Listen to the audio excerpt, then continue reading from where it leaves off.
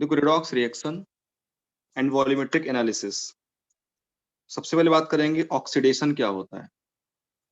देखो ऑक्सीडेशन क्या होता है। सब ऑक्सीडेशन का मतलब होता है वो प्रोसेस जिसमें ऑक्सीजन का एडिशन होता है, उसको बोलते हैं ऑक्सीडेशन। ठीक है, जैसे CH3CHO है, इसका ऑक्सीडेशन हुआ, क्या बन गया, CH3COOH। दूसरा नंबर, सेकंड नंबर है removal of hydrogen. Removal of hydrogen, removal of hydrogen is also called oxidation.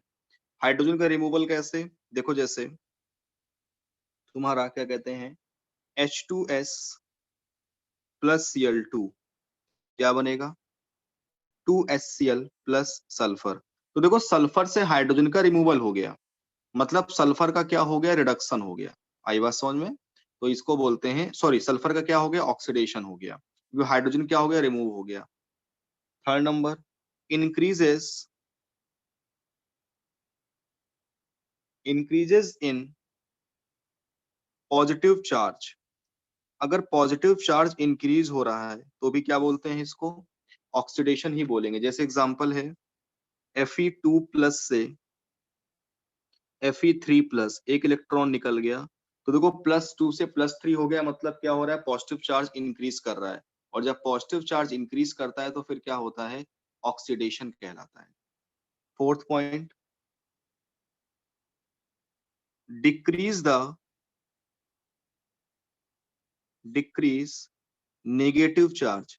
अगर नेगेटिव चार्ज डिक्रीज करता है तो भी कौन सा प्रोसेस होता है वो, तो भी कहलाता है ऑक्सीडेशन। जैसे एग्जांपल है Cl माइनस से हाफ Cl2 प्लस एक इलेक्ट्रॉन का निकलना।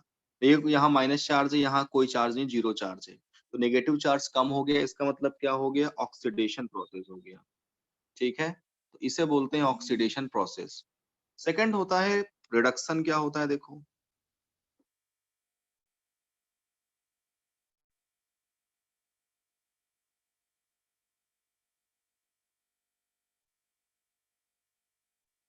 रिडक्शन क्या होता है देखो, रिडक्शन का मतलब होता है gain of electron.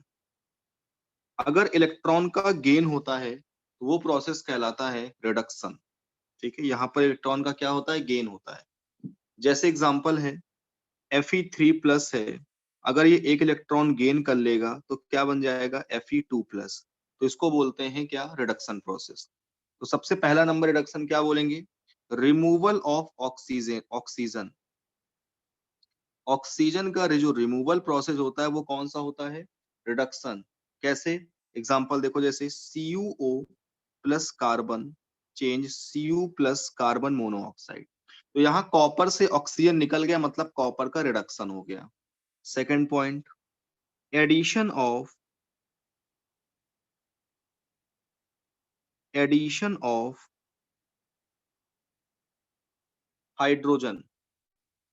Addition of hydrogen कहने का मतलब है हाइड्रोजन का एडिशन। जैसे H2 प्लस सल्फर, क्या हो गया, H2S, मतलब सल्फर का क्या हो गया, रिडक्शन हो गया, क्योंकि सल्फर के साथ हाइड्रोजन जुड़ गया। Third number, decrease decrease positive charge. Decrease positive charge कहने का मतलब है, देखो जैसे Fe+3 है, Fe+3 से क्या हो गया, Fe2 प्लस हो गया, इसका मतलब क्या हो गया, पॉजिटिव चार्ज कम हो गया, इसका मतलब रिडक्शन प्रोसेस है। फोर्थ पॉइंट, इंक्रीजेस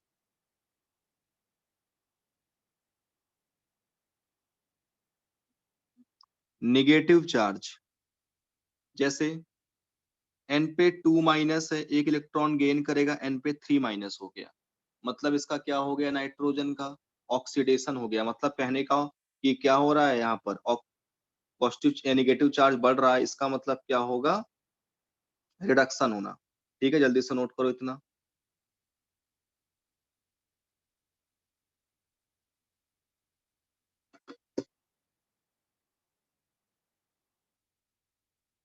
अब बात ये है ऑक्सीडेशन पता चल गया, रिडक्शन पता चल गया। अब हम बात करेंगे इसके आगे कि रिडॉक्स रिएक्शन के types of redox reaction, types of redox reaction. Redox reaction के टाइप्स क्या होते हैं, कौन कौन से होते हैं? देखो सबसे पहला इसमें ये टोटल होता है 4 टाइप्स का।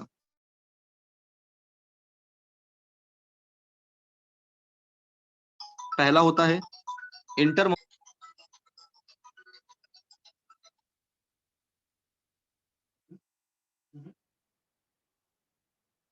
Intermolecular redox reaction. दूसरा होता है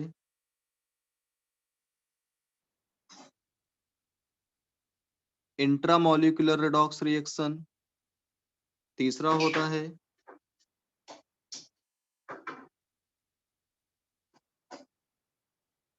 डिस्प्रपोर्शियोनेशन रिडॉक्स रिएक्शन। और लास्ट होता है कम प्रपोर्शियोनेशन रिडॉक्स रिएक्शन। डालो हेडिंग, चारों नोट करो। हेडिंग पड़ेगा सबसे पहले intermolecular redox reaction.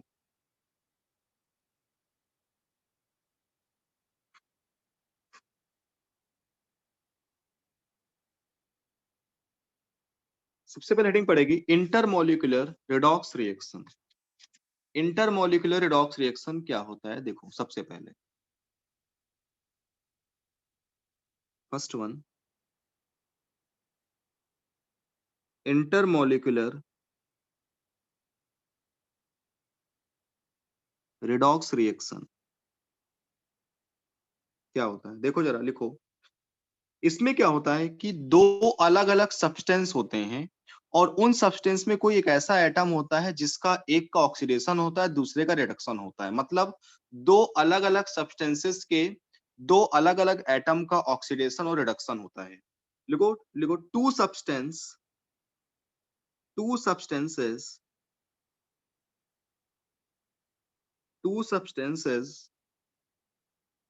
react, one of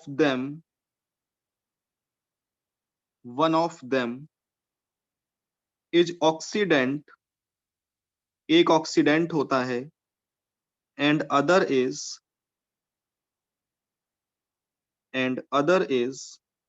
reductant. मैंने बताया था ऑक्सीडेंट क्या होता है। ऑक्सीडेंट का मतलब होता है oxidising agent.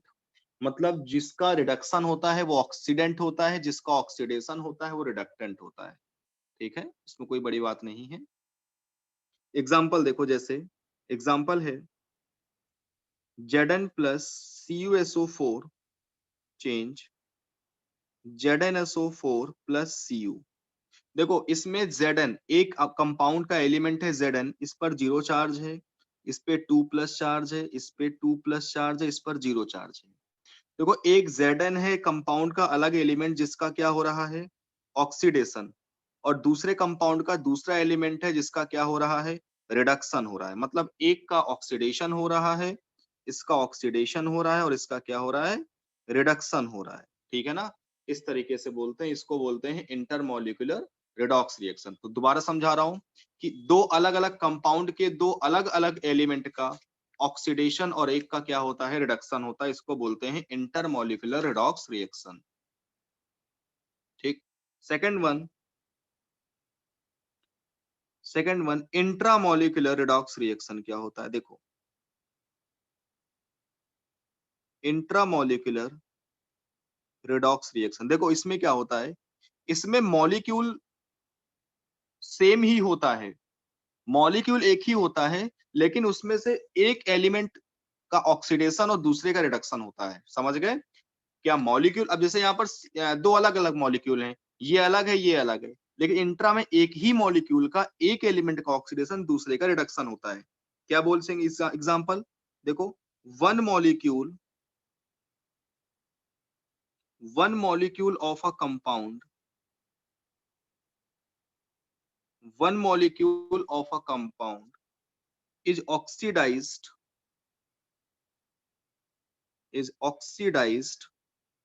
and other element of same compound, other element of same compound is reduced.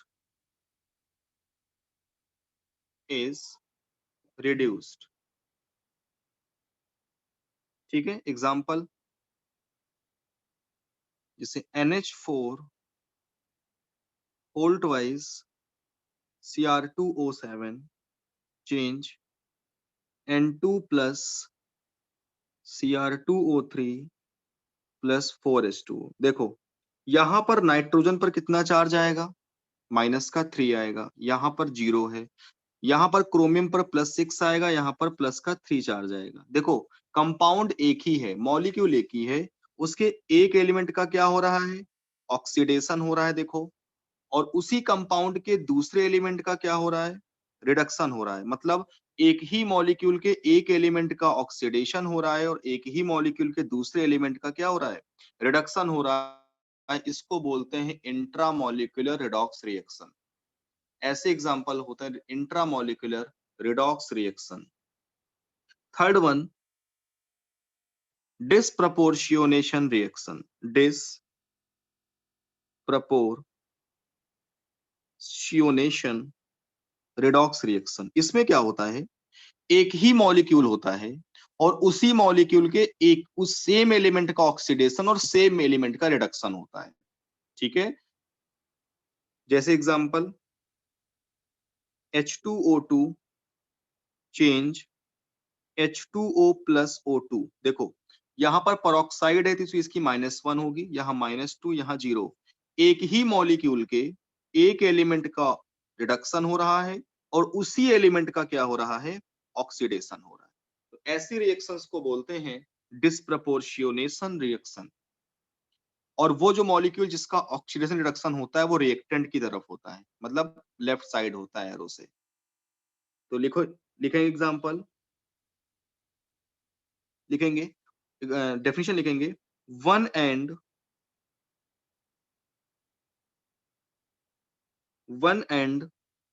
The same substance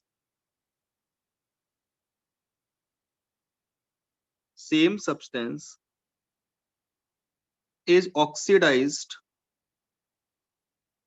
and reduced। मतलब याद भी रखो सिंपल, एक ही मॉलिक्यूल के एक ही सेम एलिमेंट का ऑक्सीडेशन होता है और सेम एलिमेंट का क्या होता है, रिडक्शन होता है, और इसको बोलते हैं डिसप्रपोर्शियोनेशन रिडॉक्स रिएक्शन। लास्ट वन है कम प्रपोर्शियोनेशन रिडॉक्स रिएक्शन। कम प्रपोर्शियोनेशन, इसमें क्या होता है, सेम होता है, इसको बोलते हैं इनवर्स ऑफ द डिसप्रपोर्शियोनेशन। जैसे इसमें जिसका भी ऑक्सीडेशन रिडक्शन होता है वो रिएक्टेंट साइड होता है, इसमें प्रोडक्ट की तरफ होता है, इसको क्या बोलते हैं, रिवर्स ऑफ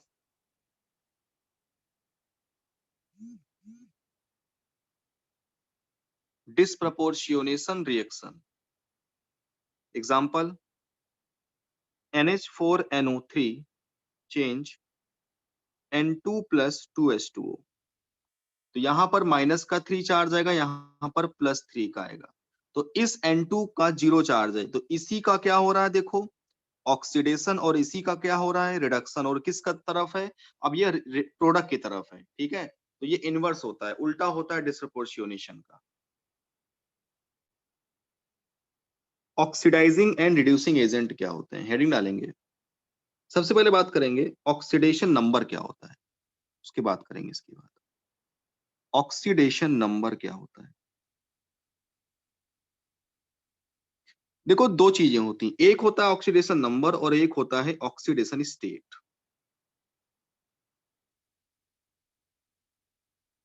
डिफरेंस होता है दोनों में। देखो ऑक्सीडेशन नंबर जो होता है वो पूरे मॉलिक्यूल पे होता है, और ऑक्सीडेशन स्टेट हर एक एटम की अलग अलग होती है। तो क्या कह सकते हैं, ऑक्सीडेशन नंबर का मतलब होता है total charge present in molecule. क्या बोल सकते हैं इसको? Total charge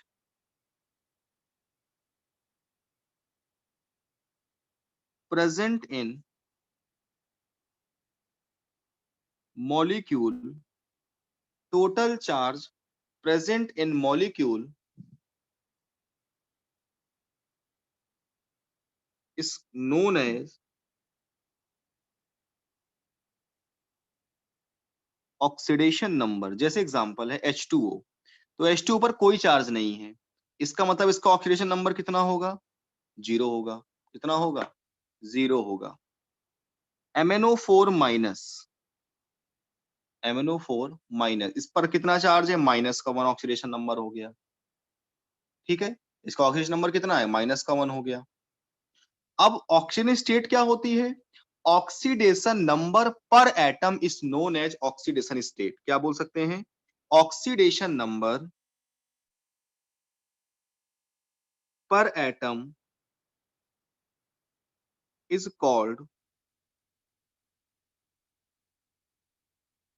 oxidation state. ठीक है, जैसे एग्जांपल है कि MnO4 माइनस में Mn पे कितना चार्ज होगा? तो MnO4 माइनस, जो माइनस लगा है तो ऑक्सीडेशन नंबर होगा MnO4 पे। अब MnO4 में Mn और O पर जो चार्ज आएगा वो ऑक्सीडेशन स्टेट कहलाता है। ये कह सकते हैं चार्ज पर एटम, मतलब the presence of present of charge in पर एटम। पर एटम पर जितना भी चार्ज प्रेजेंट होता है वही क्या कहलाता है? ऑक्सीडेशन स्टेट कहलाता है। समझ गए? तो जैसे इसका हम x मान लें और ऑक्सीजन का -2 होता है इज इक्वल टू -1, तो कितना आ जाएगा? प्लस का 7। मतलब ये जो 7 प्लस आया है चार्ज मैग्नीज पर, ये क्या आया है? ये आया है ऑक्सीजन स्टेट आई है मैग्नीज की। तो आई होप समझ गए होगे दोनों में डिफरेंस क्या है। अब बात करेंगे कि ऑक्सीडाइजिंग रिड्यूसिंग एजेंट क्या होते हैं। ऑक्सीडाइजिंग एंड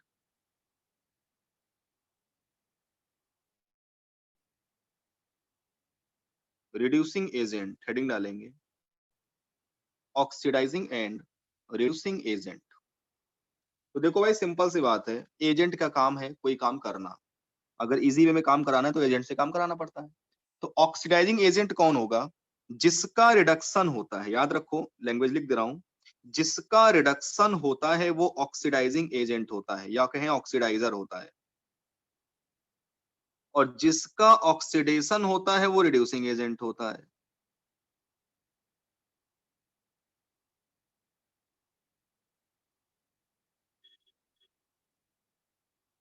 जिसका ऑक्सीडेशन होता है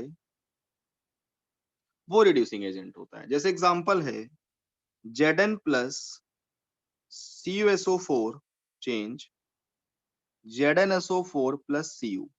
जिंक का क्या हो रहा है? ऑक्सीडेशन हो रहा है। यहाँ पर देखो 0 से 2 प्लस।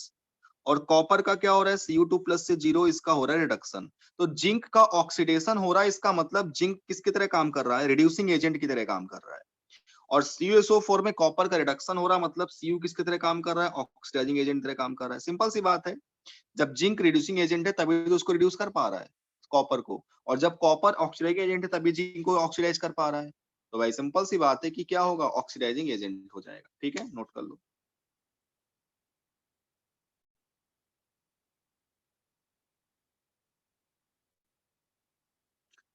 अब कभी पूछ ले, नोट में याद रखो, स्ट्रॉन्ग ऑक्सीडाइजिंग एजेंट कौन होता है?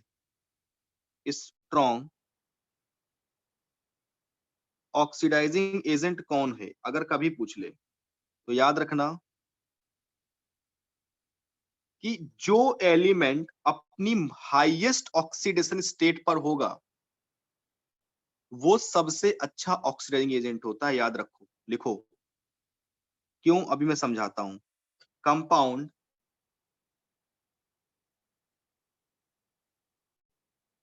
containing an element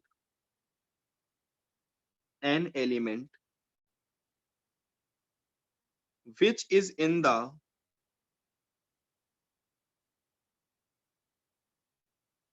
highest oxidation state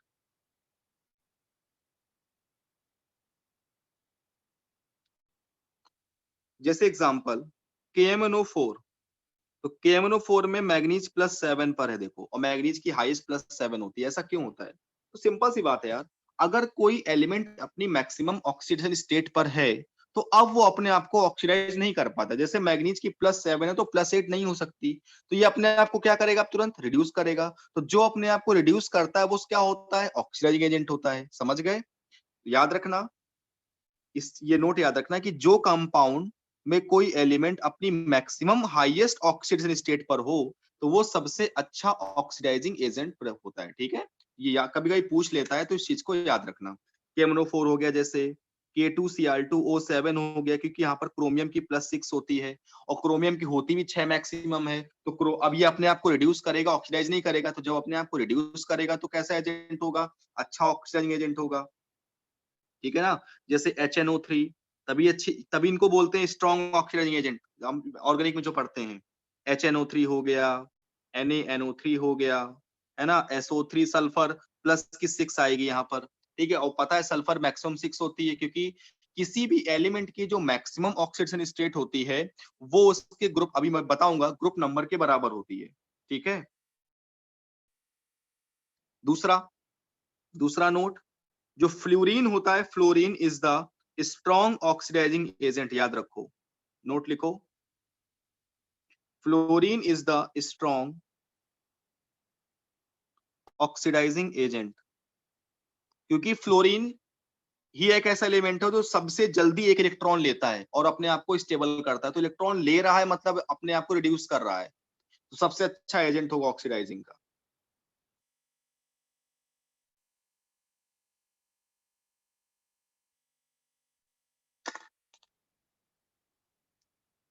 ठीक है, नेक्स्ट लिखो नोट, जितने भी हमारे ऑक्साइड्स होते हैं एलिमेंट के, वो सभी क्या होते हैं? ऑक्सीडाइजिंग एजेंट होते हैं।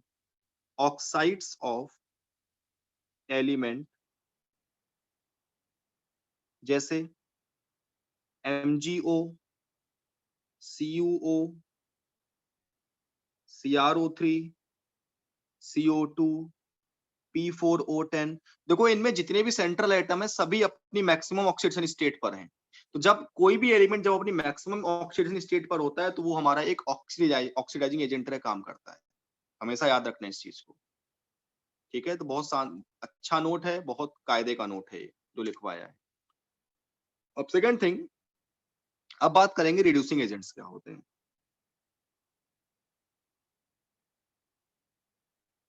बता तो दिया रिड्यूसिंग एजेंट क्या होते हैं, लेकिन अब रिड्यूसिंग एजेंट पे नोट लिखेंगे, तो लिखेंगे नोट फॉर रिड्यूसिंग एजेंट।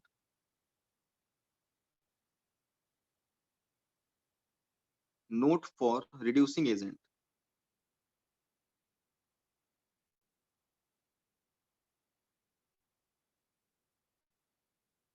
देखो मैं बता रहा हूं कि सबसे पहले रिड्यूसिंग एजेंट कैसे पहचानेंगे। तो लिखो पहला नोट, जितने भी मेटल्स होते हैं, all metals are reducing agent. जितने भी मेटल होते हैं सभी कैसे होते हैं? Reducing agent. जैसे sodium, aluminium, iron, zinc, etcetera. दूसरी चीज, दूसरा नोट, कुछ नॉन मेटल्स भी होते हैं। कौन से? फ्यू नॉन मेटल्स,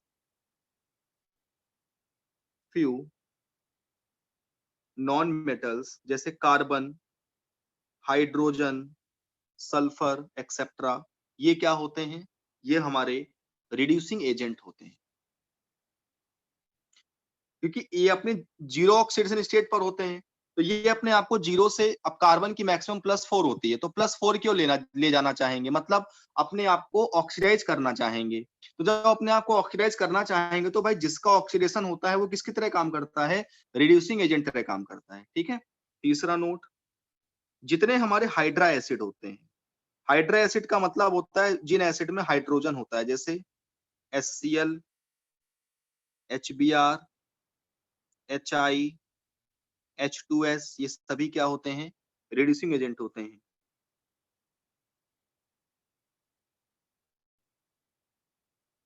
ठीक है। फोर्थ नंबर, जितने भी हमारे मेटेलिक हाइड्राइड होते हैं, क्योंकि मेटेलिक हाइड्राइड में जब आपको पता है जब हाइड्रोजन मेटल के साथ जुड़ा होता है तो उसकी स्टेट -1 होती है। जैसे NaH हो गया, LiH हो गया, है ना? तो ये सभी रिड्यूसिंग एजेंट होते हैं। LiLH4 हो गया, NaBH4 हो गया। तो जब भी मेटल के साथ हाइड्रोजन जुड़ता है तो एक रिड्यूसिंग एजेंट की तरह काम करता है। हमेशा याद रखना। चलो आगे बात करेंगे इसमें। देखो अब बात होगी ये, किसी भी एलिमेंट की जो मैक्सिमम ऑक्सीडेशन स्टेट होती है, वो क्या होती है? तो नोट लिखेंगे जरा 2।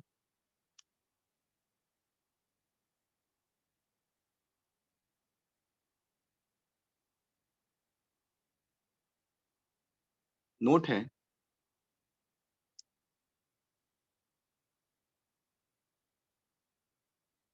Maximum oxidation state of any element, चाहे वो मेटल हो, चाहे वो नॉन मेटल हो, कुछ भी हो, कितनी होती है? ग्रुप नंबर के बराबर। वो जिस ग्रुप का एलिमेंट होता है उसके बराबर होती है। जैसे फास्फोरस कितनी होती है? फिफ्थ ग्रुप का है, प्लस की 5। सल्फर कितना होगा? प्लस का 6। Except except oxygen and fluorine, क्योंकि ऑक्सीजन सिक्स्थ ग्रुप का होता है लेकिन उसकी +6 नहीं होती, मैक्सिमम +2 होती है। ठीक है, तो याद रखना एक्सेप्ट ऑक्सीजन एंड फ्लोरीन, इन दो को छोड़ करके। जैसे लिथियम है, +1 होती है। ठीक है।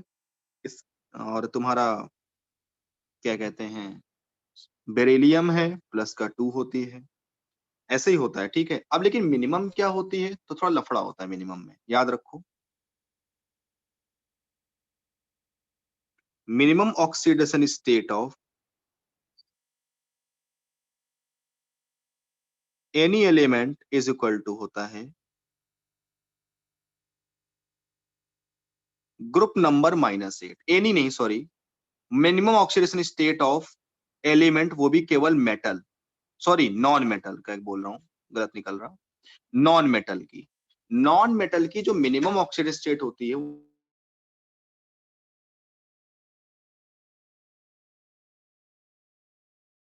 वो ग्रुप नंबर -8 होती है।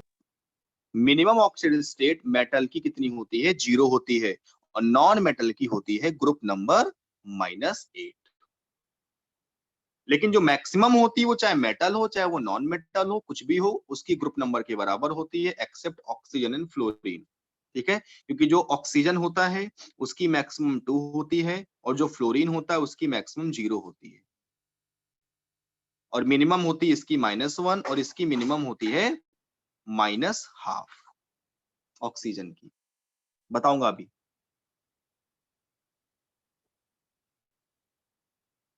ठीक है। अब देखो, जैसे ऑक्सीजन है, अब ऑक्सीजन की कौन कौन सी स्टेट होती हैं? ऑक्सीजन की -12 भी होती है। किस केस में? सुपर ऑक्साइड के केस में। सुपर ऑक्साइड मतलब जैसे KO2, RbO2। तो इस केस में ऑक्सीजन पर कितना, देखो O2 पर चार्ज नहीं होता है, O2 पर तो ऑक्सीडेशन नंबर होता है, मॉलिक्यूल पर ऑक्सीडेशन नंबर होता है। जो चार्ज होता है पर एटम, जो ऑक्सीडेशन स्टेट होती है वो किसी एक एटम की होती है। ठीक है ना, याद रखना कि O पर होता है -12 का चार्ज, O2 पर नहीं होता है। दूसरा, -1 पर ऑक्साइड के केस में होती है ऑक्सीजन की, जैसे H2O2, BaO2, है ना, फिर Na2O2। तो जितने भी परऑक्साइड मतलब होता है जब ऑक्सीजन ऑक्सीजन सिंगल बॉन्ड से जुड़े उसको बोलते हैं परऑक्साइड लिंकेज। ये होता है परऑक्साइड लिंकेज। तीसरा, फिर आती है जीरो। जीरो किस केस में होगी? जब ऑक्सीजन फ्रीली होगा, जैसे O2 है केवल, तो जीरो हो जाएगी। फिर आता है -2। -2 किस में होगी? ऑक्साइड्स के केस में होगी, जैसे H2O हो गया, Li2 हो गया ना, और Na2 हो गया, SO2 हो गया, सब जगह मतलब नॉर्मली हम -2 का ही यूज करते हैं। अब जहां -2 जहां पर ये सब नहीं होगा तो फिर -2 ही होता है हमेशा। फिर प्लस का 2 कहाँ होगा? OF2 के केस में ओनली, क्योंकि फ्लोरीन की जो होती है, फ्लोरीन कहीं भी लगा हो, अगर F2 छोड़ करके कहीं भी किसी कम मतलब फ्लोरीन किसी भी कंपाउंड में है, तो फ्लोरीन की हमेशा -1 रखते हैं। तो अगर फ्लोरीन